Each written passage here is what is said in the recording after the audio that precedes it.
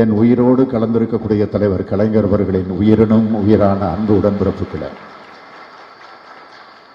உங்கள் அனைவருக்கும் எனது அன்பான வணக்கம். நினைவில் வாழக்கூடிய அருமை சகோதரர் ராமஜெயம் லதா தம்பதியருடைய குமாரன் வினீத் நந்தன் அவர்களுக்கும், திரு சீனிவாசன் திருமதி கிருஷ்ணகுமாரி தம்பதியருடைய அருமை மகள் அக்ஷயா கௌசிக் அவர்களுக்கும் நம்முடைய அன்பான வாழ்த்துக்களோடு இந்த மணவிழா நிகழ்ச்சி நிறைவேறியிருக்கிறது. இந்த மணவிழா நிகழ்ச்சிகளை பங்கேற்று மணவிழாவை நடத்தி வைத்து அதே நேரத்தில் மணமக்களை வாழ்த்தக்கூடிய ஒரு சிறப்பான வாய்ப்பு எனக்கு கிடைத்திருக்கிறது. வாய்ப்பினை பெற்றமைக்கு நான் மகிழ்ச்சி அடைகிறேன். இந்த வாய்ப்பினை எனக்கு உருவாக்கி தந்திருக்கக்கூடிய நம்முடைய அன்புக்குரிய நேரு அவர்களுக்கும் அவருடைய குடும்பத்தாருக்கும் நான் முதலில் நன்றி சொல்ல விரும்புகிறேன். எல்லோரும் சொன்னார்கள், நம்முடைய கழகத்தினுடைய முதன்மை செயலாளராக இருக்கக்கூடிய அமைச்சராக இருக்கக்கூடிய நேரு அவர்கள் திராவிட முன்னேற்றக் கழகத்தினுடைய முன்னணி தலைகர்த்தர்களில் ஒருவராக விளங்கிக் கொண்டிருக்கிறார். திருச்சின்னா அது நேரு தான், நேருனா அது திருச்சி தான். அதேபோல் மாநாடு என்று சொன்னால் அதுவும் நேரு தான். திருப்புமுனை மாநாட்டை திருச்சியில பலமுறை நடத்தி காட்டி தலைவருடைய உள்ளத்திலே ஒரு சிறப்புக்குரிய இடத்தை பெற்றவராக விளங்கிய ஒரு தீரர் நம்முடைய நேரு அவர்கள். அவருடைய இளவல் நம்முடைய நெஞ்சமெல்லாம் நிறைந்திருக்கக்கூடிய நினைவிலே வாழ்ந்து கொண்டிருக்கக்கூடிய ராமஜெயம் அவருடைய இல்லத்தில் இந்த மணவிழா நிகழ்ச்சி நடைபெற்றுக் கொண்டிருக்கிறது. மேடையில் இருக்கக்கூடிய மணமக்களையும் இந்த அரங்கத்திற்கு வருகை தந்து வாழ்த்திக் கொண்டிருக்கக்கூடிய உங்களையும் பார்க்கிற போது எனக்கு உள்ளபடியே மகிழ்ச்சி அதிகமாக இருந்தாலும் அதே நேரத்தில் நெஞ்சிலே ஒரு ஏக்கம், ஒரு கவலை இருந்து கொண்டுதான் இருக்கிறது. நேருவும் அதே உணர்வோடு தான் இங்கு இருக்கிறார். இந்த இடத்துல இன்றைக்கு ராமஜெயம் இல்லையே என்ற ஏக்கம் நேருவுக்கு மட்டுமல்ல, அவருடைய குடும்பத்திற்கு மட்டுமல்ல, நம் அனைவருக்கும் இருக்கிறது. என்னுடைய அருமை தம்பி திருச்சியினுடைய தீரனாக விளங்கிய ராமஜெயம் அவர்கள் இங்கே இல்லையே என்கிற வருத்தம் நமக்கு இருந்தாலும் அந்த வருத்தத்தை எல்லாம் போக்கக்கூடிய வகையில் நம்முடைய நேரு அவர்கள் பொறுப்பேற்றுக் கொண்டு தன்னுடைய தம்பியினுடைய அருமை மகனுக்கு இந்த மணவிழா நிகழ்ச்சியை ஒரு கழகத்துடைய மாநாடு போல் அவர் நடத்தி கொண்டிருக்கிறார் என்பது நமக்கெல்லாம் நன்றாக தெரிகிறது. திருச்சியில நம்முடைய ராமஜெயத்தோடு நெருக்கமாக இருக்கக்கூடியவர்கள் அவரை எம்டி எம்டி என்றுதான் அழைப்பார்கள்.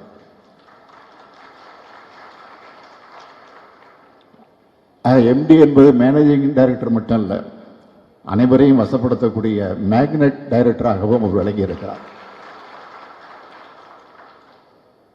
அண்ணன் நேரு அவர்கள் கிழித்த கோட்டை தாண்ட மாட்டார்.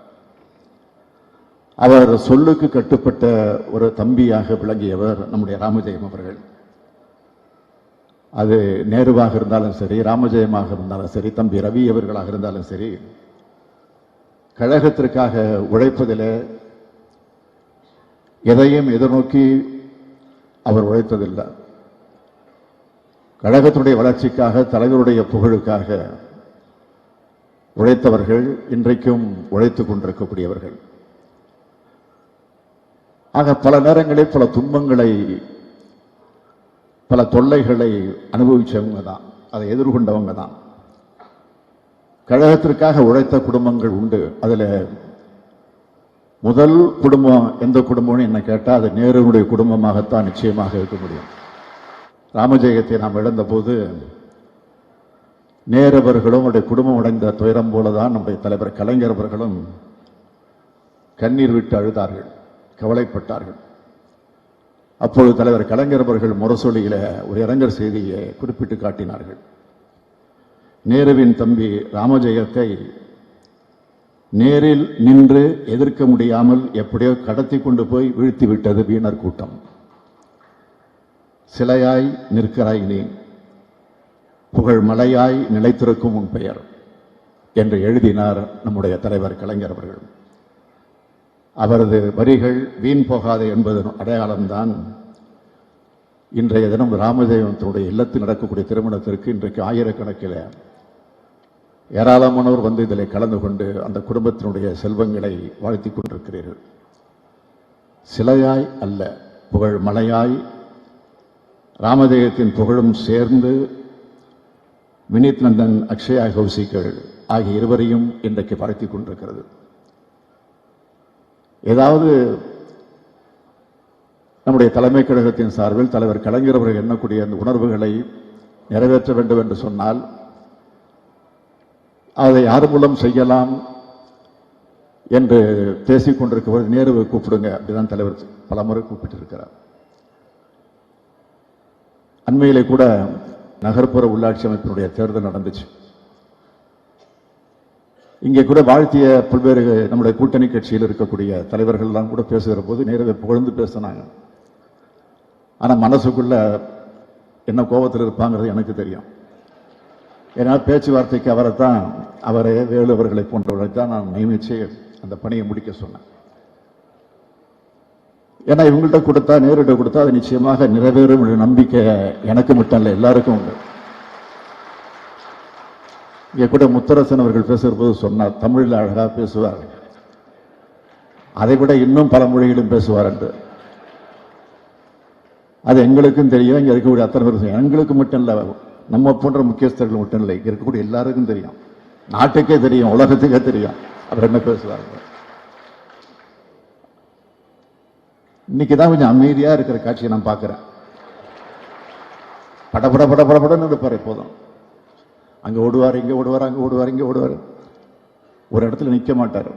ஆனா இன்னைக்குதான் அதுக்கு என்ன காரணம்? ராமஜெயம் இல்லையே என்ற அந்த காரணம் தான் இன்றைக்கு அவரை அமைதியாக நிற்க வைத்துக் கொண்டிருக்கிறோம். நீங்க கவலைப்படாதீங்க, நாங்க இருக்கிறோம் உங்களுக்கு.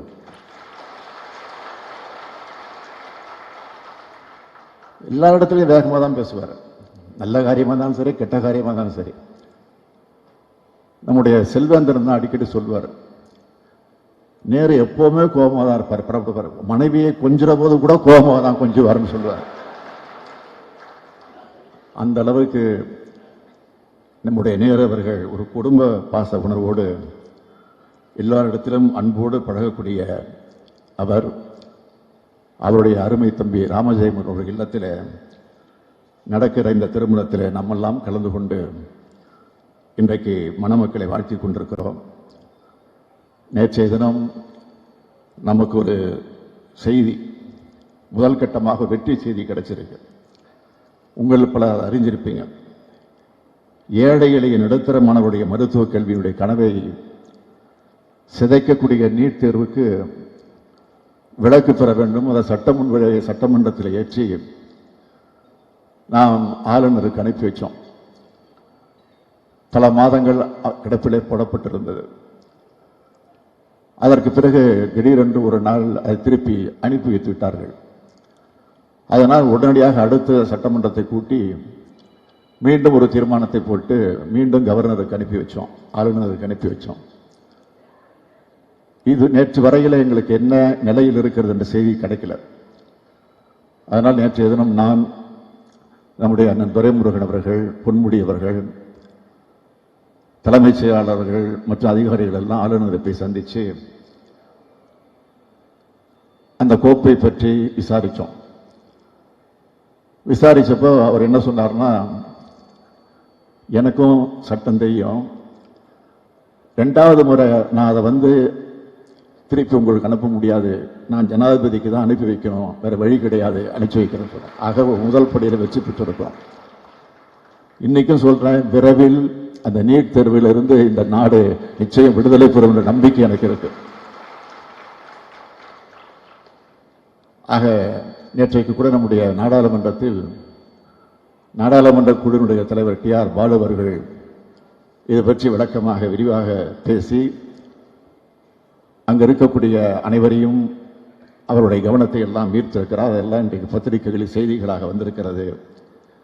ஆக அப்படிப்பட்ட நிலையில் இன்றைக்கு இந்த ஆட்சி நடந்து கொண்டிருக்கிறது. எனவே இந்த ஆட்சியின் அமைச்சரவையில் இடம்பெற்று மிக சிறப்பாக பணியாற்றி இந்த ஆட்சிக்கு பெருமை சேர்த்துக் கொண்டிருக்கக்கூடிய அமைச்சர்களில் ஒருவராக இன்றைக்கு நேரு விளங்கிக் கொண்டிருக்கிறார். எனவே அவருடைய இல்லத்தில் நடைபெறக்கூடிய இந்த மணவிழா நிகழ்ச்சிகளை கலந்து கொண்டு மணமக்களை வாழ்த்துகிற போது உங்களோடு சேர்ந்து நானும் பெருமைப்படுகிறேன். புரட்சி கவிஞர் பாவேந்தர் பாரதிதாசன் எடுத்துச் சொல்லி இருக்கக்கூடிய வீட்டிற்கு விளக்காக நாட்டிற்கு தொண்டராக இருந்து மணமக்கள் வாழுங்கள் வாழுங்கள் வாழுங்கள் என்று மனதார வாழ்த்தி விடைபெறுகிறேன். நன்றி, வணக்கம்.